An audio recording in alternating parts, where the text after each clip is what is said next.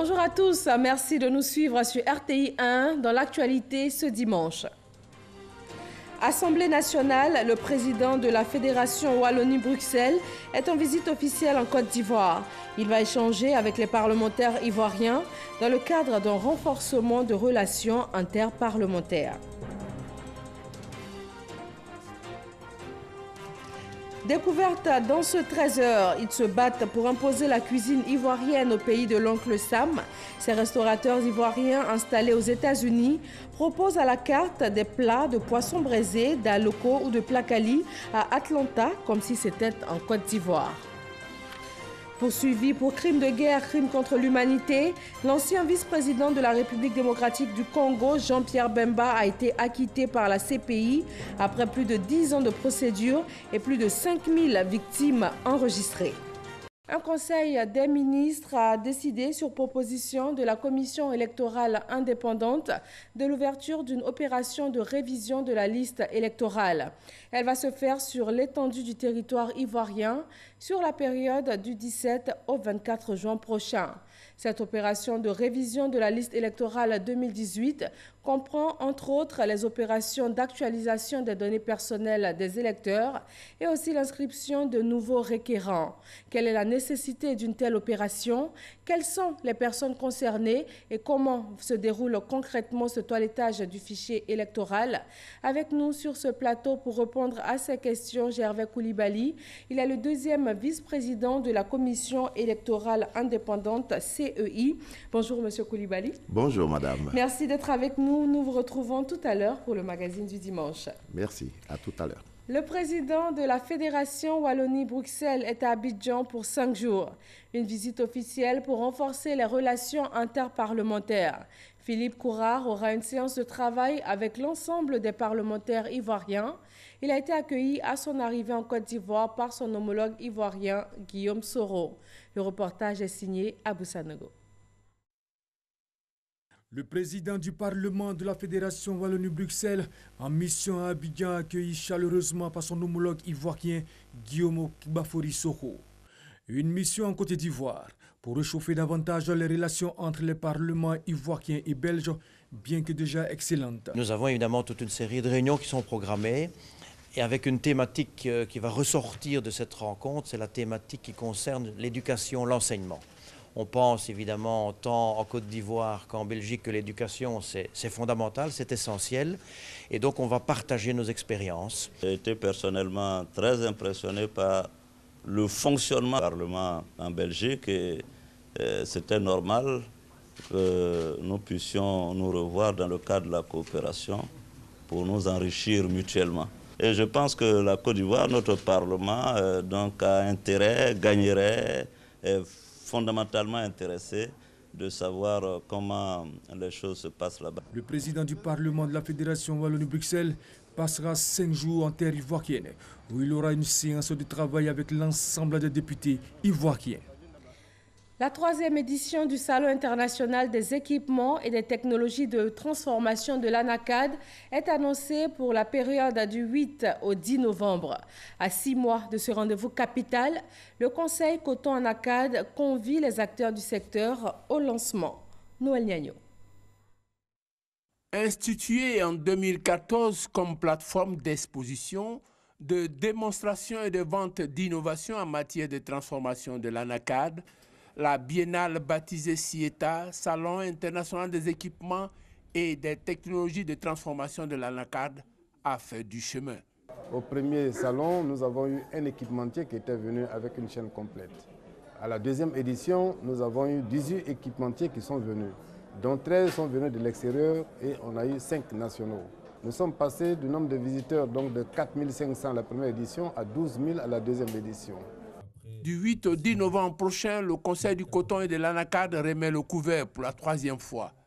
À 6 mois de la tenue de ces assises, les cibles du salon, il s'agit entre autres des promoteurs d'équipements, de potentiels investisseurs, des dirigeants de petites et moyennes entreprises, des financiers, des partenaires au développement ont pris connaissance des articulations de la présente édition.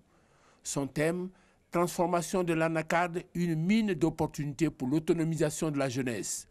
L'Afrique, dont la population est constituée à plus de 60% de jeunes de moins de 25 ans. En Côte d'Ivoire, nous avons 77% de notre population qui a moins de 35 ans, voire malheureusement des centaines de milliers de ces jeunes d'Afrique désespérés par le chômage, la pauvreté, l'absence de perspectives dans leur pays, tentés d'émigrer vers l'Europe au risque et au péril de leur vie. Et ce, en dépit des taux de croissance qui sont enregistrés dans nos différents pays. L'ampleur de ce phénomène et des risques qui en sont liés commandent donc aux pays africains d'engager des actions vigoureuses visant à mieux structurer les différents secteurs de l'économie en vue d'offrir de réelles opportunités d'emploi et d'auto-emploi aux jeunes. L'autre particularité de ce salon, il se tient au moment où la Côte d'Ivoire bénéficie d'un prêt de la Banque mondiale. Une conjugaison d'opportunités à exploiter pour gagner le pari de la transformation de l'anacarde fixé à 50% de taux de transformation à l'horizon 2020. Et on parle aussi de développement et d'accompagnement dans la filière agroalimentaire. Le ministre de l'Industrie, des Mines et l'Organisation de coopération et de développement économique OCDE lancent la discussion sur les meilleures pratiques à l'international en matière de transformation structurelle et aussi d'industrialisation. Jean-Luc Mango. Ils sont 5 experts internationaux venus de l'Uruguay, du Chili, de la Thaïlande, d'Israël et du Maroc, invités en Côte d'Ivoire pour partager les expériences de leur pays sur le développement de la filière agroalimentaire. 2 jours au cours desquels le groupe de travail sur la transformation structurelle et l'industrialisation mis en place a pu échanger sur les meilleures pratiques à l'international. L'objectif, c'était de réfléchir ensemble sur comment vraiment, sur le plan global, peut-on piloter un programme d'émergence, un programme de réforme pour l'émergence, comme gouvernement, comme État de la Côte d'Ivoire, mais aussi comme société avec le secteur privé, le secteur civil inclus. Selon le ministre de l'Industrie et des Mines, Souleymane Diarra-Souba, cette séance de travail apportera une plus-value au secteur de l'agro-industrie ivoirien. L'atelier qui nous réunit ce jour vient donc à point nommé pour mener des réflexions approfondies sur le développement de la filière agro-industrie, notamment en tirant les leçons des erreurs du passé et des expériences réussies des autres régions industrialisées du monde. La politique industrielle mise en œuvre par le gouvernement vise à accroître de manière significative la contribution du secteur industriel à la création de richesses et d'emplois. Les résultats de cette rencontre serviront à alimenter les réflexions sur le développement des filières agro-industrielles à fort potentiel pour la Côte d'Ivoire et le renforcement du dialogue stratégique avec le secteur privé. Direction Atlanta, aux États-Unis, des restaurants ivoiriens proposent des menus typiquement ivoiriens à une clientèle variée. On peut y manger du poisson braisé ou de la loco, comme on le ferait en Côte d'Ivoire. Et l'activité prospère. Comment ces restaurateurs arrivent-ils à imposer la cuisine ivoirienne aux États-Unis d'Amérique, où les goûts culinaires sont complètement différents? Le dossier est signé Michel Digré. Atlanta, nous sommes au quartier Norcross. Ce dimanche, Guillaume rend visite à son ami de longue date, Chantal. C'est qui? Comment tu vas? Ça va. Ce jour, la causerie tourne autour de l'ouverture d'un restaurant ivoirien dans la ville. Voilà le menu du jour. Il a dit il a bon plat cali, sauce aubergine et puis APF à checker. Attends, je porte mes chaussures, on y va parce que moi j'ai vraiment faim. Ouais. Une vingtaine de minutes pour rallier le restaurant. Le maître des lieux est Marcelin Conan. Originaire du centre de la Côte d'Ivoire, il vit aux États-Unis depuis plus d'une vingtaine d'années. Quand il arbore sa tenue de travail, c'est un autre personnage qui troque sa casquette de manager pour celle de cuisinier. D'abord, il y a ceux qui vont à l'école pour la restauration et il y a ceux qui apprennent sur l'état. Moi, j'ai appris comme ça dans les restaurants et puis un jour, je me suis décidé, j'ai dit bon, je vais ouvrir un restaurant. Et comme ça, je me suis mis avec un ami et on a essayé de monter le restaurant. Le restaurant propose uniquement des plats africains, mais surtout ivoiriens. Nous avons le poulet braisé, On a le poisson braisé, on a le choukouya de mouton, on a le choukouya de bœuf. Et comme spécialité, souvent on a un plat du jour, soit la sauce graine de chez nous, la sauce arachide de chez nous, la sauce gombo. Et puis bon, souvent on fait aussi les trucs des Camerounais, le ndolé. L'attente des plats se fait souvent autour d'un pot.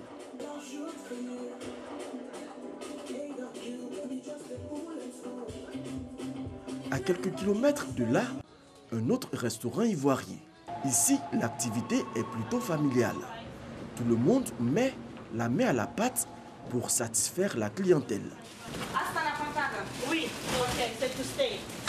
c'est un secteur qui bouge beaucoup et nous, on a voulu vraiment se spécialiser dans la nourriture africaine.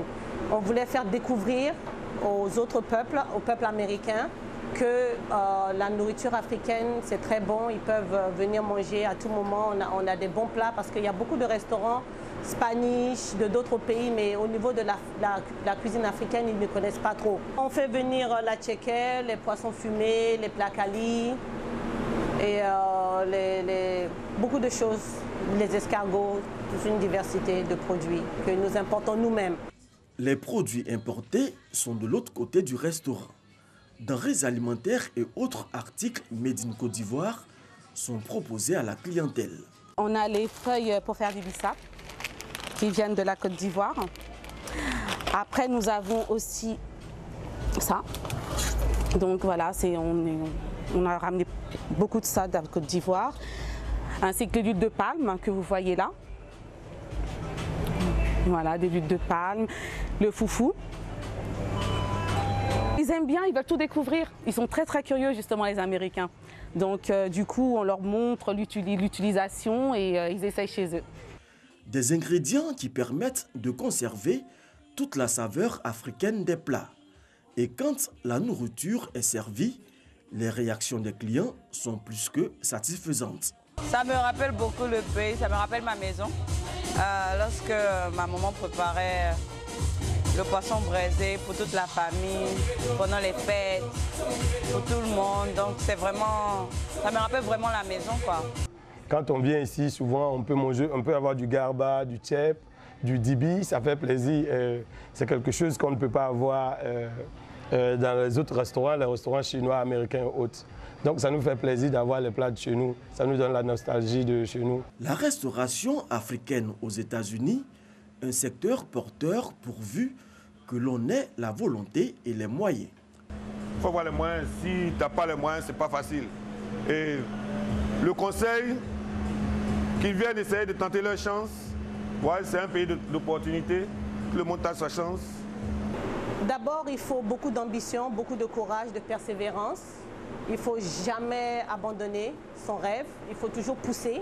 Ce n'est pas facile, mais ce n'est pas impossible. Donc c'est ce que je peux dire à tout le monde. Tout ce qui veut entreprendre un business, quoi que ce soit, il ne faut jamais baisser les bras. Il faut toujours pousser. Si pour l'heure, l'essentiel de la clientèle est issu de la communauté africaine, l'activité pourrait connaître un essor fulgurant quand toutes les communautés vivant aux États-Unis seront conquises par la cuisine africaine. Retour en Côte d'Ivoire pour parler environnement. La Journée mondiale de l'océan est célébrée le 8 juin de chaque année. Le ministère de l'Environnement a initié ce samedi à Bassam une campagne de collecte des déchets plastiques qui polluent les eaux. La ministre a joint également l'acte à la parole en ramassant les déchets plastiques sur la plage. Patricia Omoetia.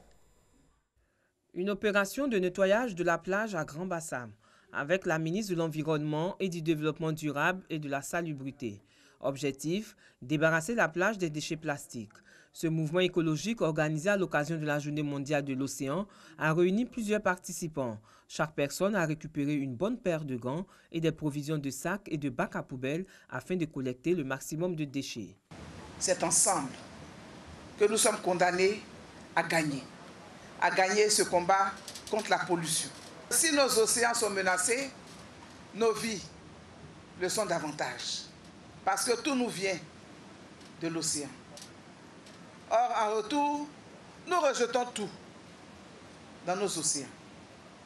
Et ces plastiques que nous avons collectés tout à l'heure ne sont pas tombés du ciel. ils nous viennent d'autres pays. Et ceux de la Côte d'Ivoire vont également vers d'autres pays. L'utilisation des plastiques à usage unique prend de l'ampleur. Le but de cette journée est d'encourager la prise de conscience et les actions gouvernementales qui visent à respecter l'environnement. Un concours d'orthographe pour promouvoir la langue française, c'est une idée de la mairie de Yamoussoukro et de l'ambassade de France. La compétition a opposé les établissements scolaires de la ville de Yamoussoukro. Les 10 meilleurs élèves ont été primés. Olivier Iriebi et Amadou Ouattara. De la première édition du concours d'orthographe, initié dans 3 inspections de l'enseignement préscolaire et primaire de la direction régionale de l'éducation nationale de Yamoussoukro, sont connus. Sur les 120 participants aux phases finales, les 10 meilleurs élèves, dont 5 élèves des classes de CM1 et 5 autres du CM2, ont été primés. Pour le maire de Yamoussoukro, ce concours s'inscrit dans la continuité des actions du conseil municipal en faveur de l'éducation. Nous voulons contribuer à l'enseignement et à l'apprentissage de la langue française dans nos écoles. Nous voulons que nos enfants, nos petits-enfants, parlent le français, le bon français. Mesdames et messieurs, c'est l'occasion d'exprimer au nom du conseil municipal à monsieur l'ambassadeur notre reconnaissance pour la vigueur qui caractérise la coopération entre la France et la Côte d'Ivoire et singulièrement entre la France et Yamoussoukro. Le conseiller culturel de l'ambassade de France en Côte d'Ivoire, Patrice Thévier, s'est réjoui de cette initiative. Selon lui, elle vise à accroître les performances des apprenants. Les enfants qui, dès le CM2, dès le CM1, ont déjà des qualités en français, sachez que c'est déjà un passeport pour un emploi. Et pour nous, c'est une vraie marque de reconnaissance. Des ouvrages scolaires et des enveloppes ont été remis aux meilleurs élèves. Pour rappel, c'est en février 2018, lors de la visite de travail de l'ambassadeur de France à Yamoussoukro, que l'idée du concours d'orthographe a été émise. Dans le domaine des médias, le quotidien L'Intelligent d'Abidjan célèbre son 15e anniversaire à New York. Un anniversaire rythmé par des témoignages et aussi par des distinctions de différents acteurs qui ont contribué à la promotion de la presse ivoirienne. Une célébration qui arrive avant l'étape finale prévue ici à Abidjan. Mamadou Kwasi. Après Abidjan et Paris, c'est New York qui accueille la 3e partie de la célébration des 15 ans du journal L'Intelligent d'Abidjan. Une célébration marquée par des témoignages et des distinctions des acteurs qui ont permis à ce journal de se maintenir sur le marché de la presse papier malgré les difficultés. Aujourd'hui, le journal se fixe de nouveaux objectifs en vue de faire face à la révolution du secteur. Nous sommes dans un plan de développement qui nous permettra de renforcer notre offre éditoriale, d'améliorer nos contenus et de faire ressortir de produits dérivés qui pourront nous permettre de capter les ressources nécessaires pour faire face à nos charges et assurer notre développement. Aux États-Unis d'Amérique, nombreuses sont ces personnes qui accompagnent au quotidien le directeur général de l'Intelligent d'Abidjan et son équipe dans leur mission, celle d'informer et d'informer juste les lecteurs. Les ministres Siandou Fofana, Amadou Koné et Pascal Kwakou-Abina ont tour à tour félicité le journal Intelligent d'Abidjan qui a su résister au temps. Ils ont rassuré les organes de presse de la volonté du gouvernement à créer un cadre propice pour l'exercice du métier. Je voudrais donc vous assurer, vous et l'ensemble de la presse nationale, du soutien du gouvernement ivoirien, du soutien de son Excellence, Monsieur le Président de la République, Alassane Ouattara. C'est pour cette raison que le Président de la République continue de maintenir le fonds de développement donc, de la presse. Sachant que la presse papier traditionnelle donc, est en difficulté, je voudrais, à notre nom à tous, vous encourager à continuer le développement de la presse en ligne. Continuer de travailler à ne pas disparaître. Un dîner gala est prévu pour le mois de septembre prochain pour couronner les 15 ans de l'Intelligent d'Abidjan. Une rencontre qui verra la distinction de plusieurs acteurs de médias. Dans le nord de la Côte d'Ivoire, à Ouangolodougou, le Rassemblement des Républicains RDR mène des actions sociales. Des tonnes de ciment pour plusieurs églises, des dons d'équipements pour les mosquées et aussi du matériel médical pour le centre de santé de la ville. Kader Sogodogo. Le secrétaire national du Rassemblement des Républicains RDR, en charge des relations avec le culte musulman, fait de la cohabitation religieuse un symbole fort pour le vivre ensemble. Une vision matérialisée par divers dons dans des églises et au profit de plusieurs mosquées du département de Ouangolodougou.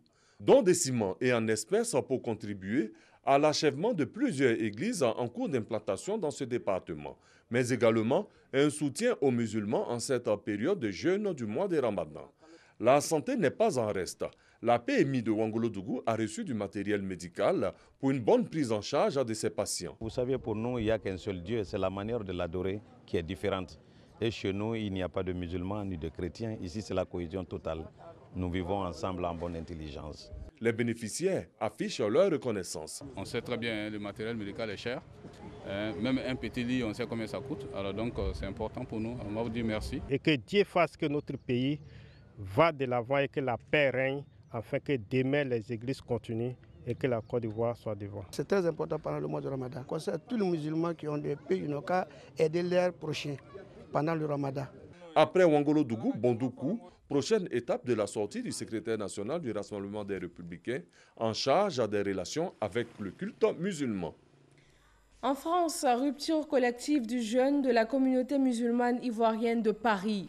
Sont mis en avant la solidarité, l'union, le partage et la cohésion. La communauté prévoit aussi de se retrouver pour la grande prière de la fin du Ramadan. Mamadou Kwasi. La solidarité, le partage et l'union, bien que loin de leur terre natale, ces expressions ont un sens chez cette communauté musulmane ivoirienne vivant à Paris. Ce mois de Ramadan a été une occasion de renforcer davantage cette union et cette solidarité qui règne déjà entre ses fils et filles de la Côte d'Ivoire. Une rupture collective au domicile de l'imam Mohamed Kouyaté, imam adjoint de la mosquée de l'île de Saint-Denis, a permis aux uns et aux autres de se retrouver, de discuter des questions de la vie de la communauté. C'est pour maintenir les frères à être solidaires, parce que nous, ici, nous sommes à l'étranger et il faut qu'on sache qu'on est là, il y a la fraternité. Parce que quand on quitte du pays, on est là, on est tous des Ivoiriens, il faut qu'on ait le même langage. Dans son intervention, l'imam Mohamed Kouyaté a réitéré l'invitation de la culture de la paix et de la solidarité, tout en contribuant au renforcement de la cohésion sociale de la paix. Les rencontres sont devenues une tradition pour cette communauté, car elles permettent de retrouver certains mets du terroir ainsi que la culture locale.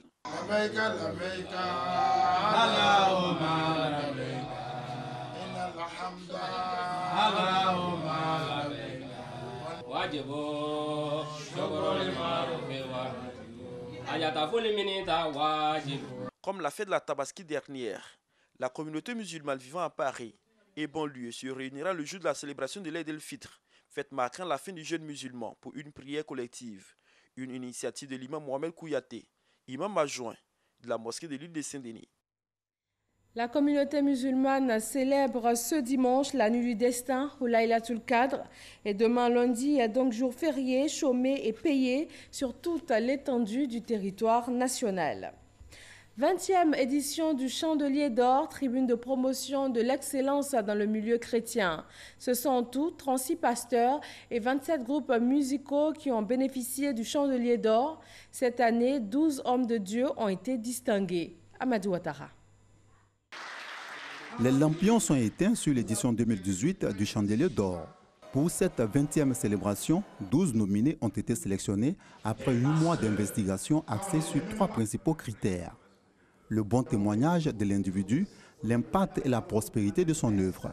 Une édition assez particulière pour l'initiateur.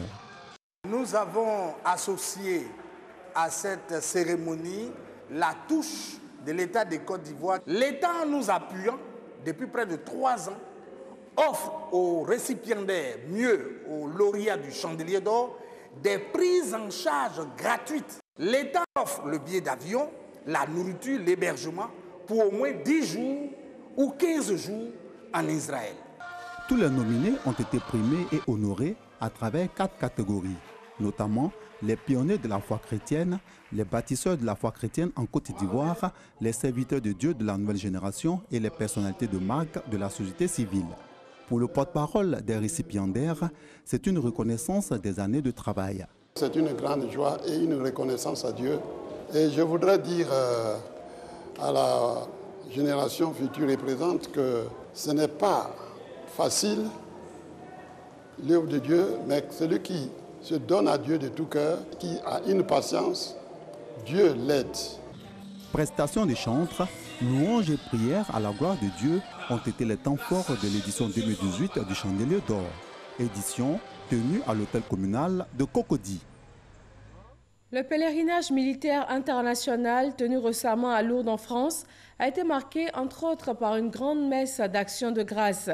L'évêque aux armées françaises a exhorté les militaires à intégrer les valeurs de partage et de fraternité dans leur quotidien. Grâce Kando. Messe d'action de grâce à la basilique Pie X de Lourdes en France.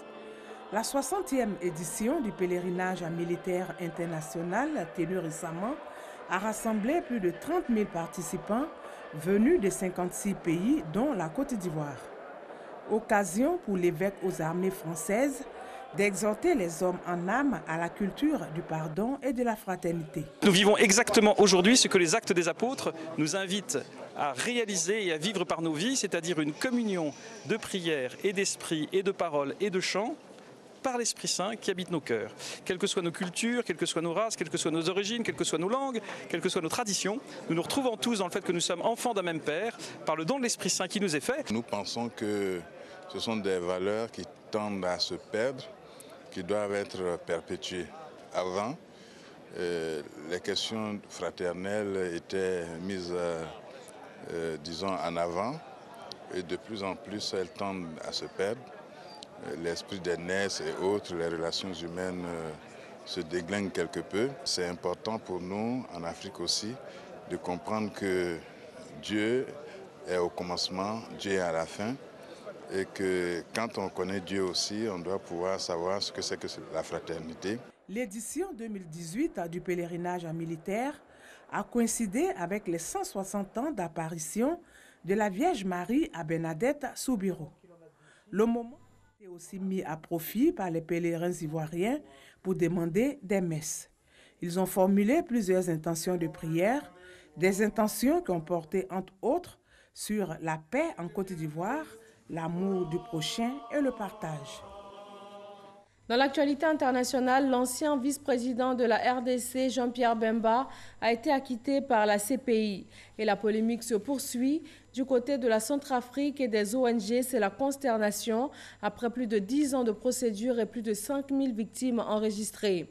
En 2004 et 2006, la justice centrafricaine s'était déclarée incapable de juger ces crimes, des crimes de guerre et des crimes contre l'humanité, et avait fait appel à la Cour pénale internationale. Mais depuis, il existe à Bangui une Cour pénale spéciale dont le mandat couvre en partie les crimes sur lesquels s'est penchée la CPI. Cette Cour peut enquêter sur tous les crimes commis depuis le 1er janvier 2003. La liste électorale, un document permanent mais pas immuable. Une opération de révision du fichier électoral ivoirien de 2018 va démarrer dans une semaine. Elle consiste à enregistrer les nouveaux électeurs, mais pas seulement. Le vice-président de la commission électorale indépendante CEI, Gervais Koulibaly, est avec nous. Il va nous parler de façon très concrète de cette opération. Rebonjour, Monsieur Koulibaly. Bonjour, madame. Alors, combien d'électeurs sont inscrits à ce jour sur la liste électorale ivoirienne? À ce jour sont inscrits 6 318 311 électeurs. Les listes électorales sont souvent en Afrique source de contestation. Quelle sera la fiabilité ou même la crédibilité de cette opération de révision? Je pense qu'en Côte d'Ivoire, nous avons pris la peine avec nos partenaires de nous réunir après les différentes opérations précédentes que nous avons eues. Nous nous sommes réunis avec eux, soit à Bassam, soit à Yamoussoukro, et nous avons fait le bilan. Ils nous ont fait le point des faiblesses qu'ils avaient constatées et ils nous ont fait leurs suggestions. Nous avons pris en compte ces suggestions. C'est ainsi qu'aujourd'hui, vous voyez que nous avons changé la méthode de travail. Nous avons augmenté le nombre de centres d'enrôlement. Nous avons certainement réduit la période, mais nous avons pris en compte les desiderata de nos partenaires. Ensuite, il faut noter que notre liste électorale en Côte d'Ivoire est une liste qui est, j'ai envie de dire, qui n'est pas, pour le moment, personne ne s'en plaint à la date d'aujourd'hui.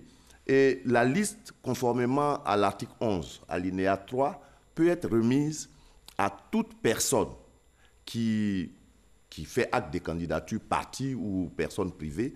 On peut lui remettre la liste électorale à ses frais.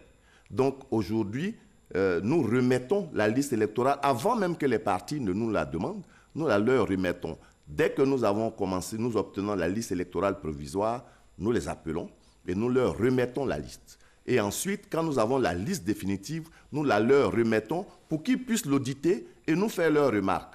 Donc, notre liste n'est pas source de contestation.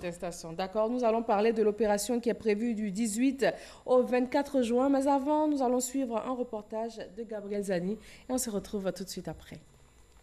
Bientôt, plusieurs millions d'électeurs ivoiriens seront convoqués pour choisir les maires. Pour répondre à cette convocation, il faut se faire enrôler sur la liste électorale. La CEI, la Commission électorale indépendante, a débuté depuis une semaine une campagne de sensibilisation auprès des autorités coutumières, religieuses et des organisations de la société civile. Le but, les amener à être des relais auprès des populations en âge de voter. Les nouveaux majeurs, les anciens électeurs dont les informations d'état civil ont été modifiées sont concernés par l'opération d'enrôlement qui aura lieu du 18 au 24 juin prochain. L'opération d'enrôlement est gratuite et simple. Je me rends dans le centre de recensement de mon choix, muni de ma carte d'identité ou de mon attestation délivrée par l'ONI ou de mon certificat de nationalité. L'agent formulaire enregistre ensuite mes données alphanumériques. Je me présente enfin à l'opérateur KIT pour l'enregistrement de mes données biométriques. Je récupère mon récépissé de recensement et je sors de la salle. Cette année, la Commission a sa méthode pour mettre fin à la transhumance électorale. Selon le calendrier de la CEI, l'affichage de la liste électorale provisoire est prévu pour le 16 juillet prochain. Suivra ensuite une semaine de contentieux pour traiter les réclamations. Après cette étape, la liste électorale définitive sera affichée et remise aux partis politiques. Voilà donc en général le processus qui a été décrit, mais nous allons parler en particulier des différents points. Cette année, il y a une révision, il y en avait une en 2016. Quel est l'objectif de cette nouvelle révision? La révision de la liste électorale a pour objectif de permettre, conformément aux dispositions de la loi, d'actualiser la liste. L'objectif premier, c'est de prendre en compte toutes les mutations qui interviennent sur le corps électoral. D'abord, prendre tous ceux qui figurent sur la liste, les 6 318 311 électeurs qui figurent sur la liste, peuvent avoir des données, leurs données personnelles qu'il faut actualiser. Il y a ensuite que nous avons comme objectif qu'il faut intégrer les nouveaux requérants. Les nouveaux requérants peuvent être des requérants qui sont des nouveaux majeurs ou même des personnes qui sont majeures depuis longtemps, mais qui ne figuraient pas sur la liste électorale pour une raison ou pour une autre. Voilà donc les deux objectifs que nous avons en faisant l'actualisation de la liste électorale. Alors, pour se faire prendre en compte, quelles sont les pièces d'identité qui sont requises? Alors, pour se faire prendre en compte, il y a 4 pièces pour ceux qui figurent déjà sur la liste électorale. Il s'agit de la carte d'électeur. Il s'agit ensuite, c'est où, hein? C'est pas, il faut une seule de ces pièces. La carte d'électeur, la carte nationale d'identité, ou alors le certificat de nationalité sécurisé, ou bien l'attestation administrative d'identité délivrée par l'ONI. Alors, s'il arrive qu'une personne est concernée par cette opération, elle veut se faire enrôler, mais n'a aucune de ces pièces citées. Elle est exclue? Elle est exclue.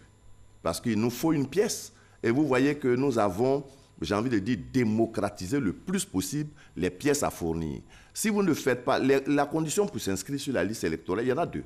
Il faut être ivoirien et avoir 18 ans révolus. Alors, si vous ne nous donnez pas une preuve que vous êtes ivoirien, on ne pourra pas vous inscrire, justifier. Il faut justifier du fait qu'on est ivoirien. D'où les pièces que nous demandons. Et en plus, il faut justifier qu'on a 18 ans. Toujours, les pièces que nous demandons peuvent nous permettre de vérifier que vous remplissez ces conditions. Alors, si vous n'avez aucune de ces pièces, Nous n'allons pas vous croire sur parole. D'accord, alors moi j'ai changé de patronyme, j'ai ma carte nationale d'identité, je veux faire cette modification. Concrètement, comment est-ce que je procède? Alors, vous venez, vous nous trouvez au site, à notre site d'enrôlement que vous avez choisi vous-même, là où vous voulez voter. Pas forcément dans ma commune. Ah ben, si vous voulez voter dans votre commune, eh ben, c'est là qu'il faut aller. Si vous allez ailleurs que là où vous voulez voter, on vous inscrira là où vous êtes allé. Donc, il faut aller là où vous voulez voter. Vous présentez votre pièce d'identité, une des pièces que nous avons demandées, la pièce d'identité ou le certificat de nationalité. Et ensuite, vous le dites, voilà, j'ai changé de patronyme et je viens vous prouver. Il ne faut pas venir avec votre carte d'identité ou votre pièce d'identité qui ne contient pas le patronyme que vous voulez faire adjouter. Parce qu'il s'agit de rendre conforme à votre pièce d'identité, de rendre conforme les informations que nous avons sur la liste électorale avec celles qu'il y a sur vos documents. D'accord. Alors, 11 000 centres d'enrôlement dans tout le pays, est-ce que toutes les régions sont concernées? Absolument. Y compris, même les plus petits hameaux sont concernés. Partout où nous avons voté, où il y a eu un centre de vote, nous mettons là un centre d'enrôlement. Nous utilisons exactement tous les lieux de vote que nous avons eus en 2016. Sur la liste que nous avons pu établir en 2016, nous avions 10 580 à peu près centres d'enrôlement, lieux de vote. Nous aurons donc 10 580 centres d'enrôlement. D'accord. Alors, du 18 au 24 juin, l'opération. Après l'enrôlement, quelles sont les autres étapes? Alors, après l'enrôlement, nous recevons au site central. Toutes ces informations convergent donc à notre site central qui est à Abidjan. Et nous allons intégrer toutes ces informations. Nous allons faire les croisements avec les informations que nous avons dans notre fichier. Nous allons faire le dédoublonnage. Ça veut dire que nous allons... il y a des gens qui se sont inscrits 2 fois, 3 fois. Et nous allons prendre seulement une seule de ces inscriptions. Nous allons corriger tout ce qui n'est pas juste afin de pouvoir sortir la liste électorale provisoire. Vous l'avez dit, nous sortons la liste électorale provisoire le 19 juillet. Nous la sortons le 18. Nous la publions le 19. Nous la remettons aux partis politiques le 19. Nous l'affichons dans les lieux de vote à partir du 19. Et nous la faisons paraître sur notre site le 19. Donc, le 19, nous publions la liste électorale. Alors, à partir de cette date, est-ce que des cartes d'électeurs sont délivrées aux nouveaux inscrits? Non, pas tout de suite. Parce qu'il y a encore... Ce n'est qu'une liste électorale provisoire. Ensuite, nous allons recevoir les réclamations. Parce que chacun va aller vérifier son inscription. Vous-même, même ceux qui n'avaient pas bougé, parce que c'est ça qu'il faut qu'on note. La révision ne concerne pas tout le monde. Il n'y a que ceux qui ont eu des changements dans sur leurs informations personnelles ou bien qui viennent s'inscrire pour la première fois qui sont concernés par la révision. S'il n'y a aucun changement dans votre situation, vous restez chez vous. Si vous n'avez pas l'intention de changer de lieu de vote, vous restez chez vous. Et maintenant, quand nous affichons la liste, là, vous venez. Vous venez vérifier votre inscription, si elle est correcte et tout. Sinon, vous faites une réclamation. Donc, nous recevons les réclamations du 23 juillet au 1er août. C'est ce que nous appelons notre contentieux. Nous recevons les réclamations et ensuite, nous allons afficher ces réclamations. Quand nous affichons les réclamations, vous pouvez, si quelqu'un, par exemple, quelqu'un est venu dire que vous êtes inscrit alors que vous ne méritiez pas d'être inscrit, vous ne remplissez pas les conditions, vous pouvez faire des observations par rapport à cette réclamation. Et ensuite, la CEI prend donc la réclamation et l'observation et puis nous statuons. Nous délibérons sur la question et nous affichons les résultats de nos délibérations que nous allons afficher autour du 16 août. Du 16 août. 16 août. Nous affichons ces résultats. Nous prenons en compte, s'il n'y a pas d'autres réactions, nous prenons en compte ces réclamations, ces observations et nous produisons ensuite la liste définitive qui va être produite entre le 30 et le 12 septembre. Parce que, vous savez, c'est long, produire la liste électorale. Et c'est en ce moment-là, madame, que nous allons produire les cartes d'électeurs pour ceux qui sont venus pour faire une réclamation ou pour s'inscrire à nouveau ou corriger des informations sur leur situation. Alors les anciens électeurs ne sont pas concernés par les nouvelles cartes? Non, non, non, pas du tout. Vous conservez vos cartes. Si vous n'avez rien changé à votre situation, vous conservez vos cartes. Mais si vous avez changé simplement même de lieu de vote, nous vous donnons une nouvelle carte. Alors qu'en est-il pour les personnes qui sont décédées? Quelle est la procédure? Est-ce que leurs proches ont des démarches à faire? Oui, absolument. Nous souhaitons, parce que nous avons des personnes qui sont décédées qui continuent à figurer sur la liste électorale. Nous souhaitons que chacun vienne nous déclarer avec un document, une preuve. Les preuves, vous les prenez, c'est comme les extraits de date de décès que vous prenez à la mairie. Vous venez avec cette preuve, vous nous la donnez et nous radions la personne pour que les listes soient allégées. Donc nous demandons à chacun des proches de ceux qui sont décédés de venir vers nous quand nous faisons le contentieux pour que nous puissions radier les personnes qui sont décédées et qui méritent de reposer en paix. Alors combien de personnes sont attendues pour cette opération de révision de la liste électorale? Écoutez, en Côte d'Ivoire, l'inscription sur la liste électorale est facultative.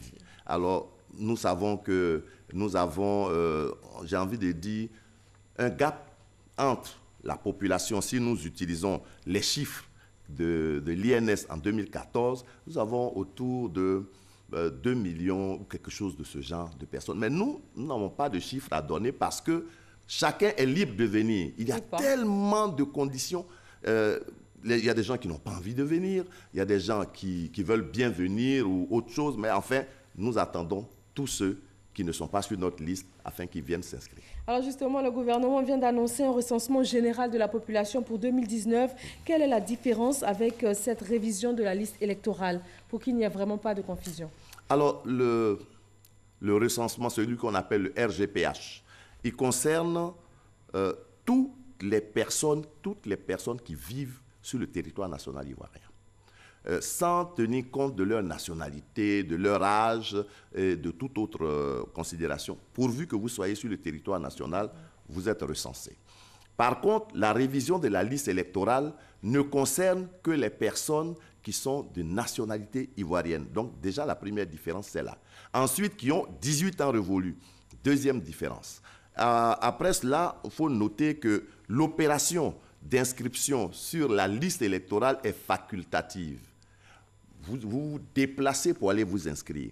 Alors que pour le recensement, on vient vers vous et on vous compte. J'ai envie de dire, à la limite, vous n'avez pas à vous soustraire de cette opération de décompte parce que après vous faussez les calculs de la République. Et je crois que c'est un peu pour cela que le gouvernement veut d'ailleurs reprendre.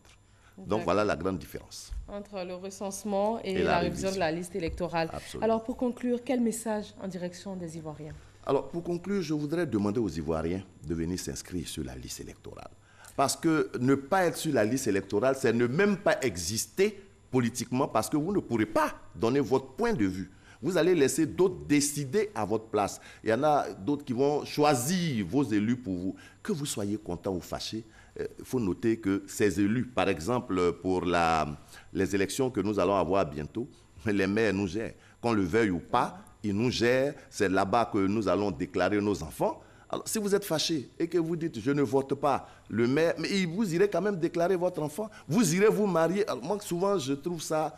Je dis, bon, pourquoi aller se marier devant un maire qu'on n'aura pas choisi? Choisissons déjà cela. Et puis, c'est lui qui va ramasser nos ordures. C'est lui qui va gérer nos rues, qui va avoir nos caniveaux. Il faut s'inscrire sur la liste électorale pour que notre voix compte. Pour pouvoir décider de notre avenir. Pour pouvoir décider, non seulement de notre avenir, mais de notre présent. Présent aussi. Oui. Merci, M. Gervais Koulibaly, deuxième vice-président de la Commission électorale indépendante CEI. Merci d'avoir répondu à nos questions. Merci, madame. Merci à vous tous de nous avoir suivis. Merci de votre attention. Et rendez-vous à 20h pour un nouveau journal, toujours sur RTI 1. Cette année, la...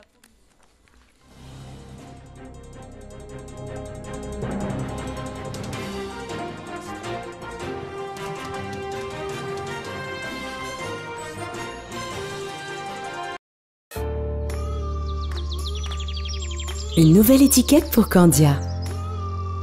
Candia le lait, onctueux, soyeux, crémeux. Candia, c'est le bon goût du lait. Moi, c'est Candia.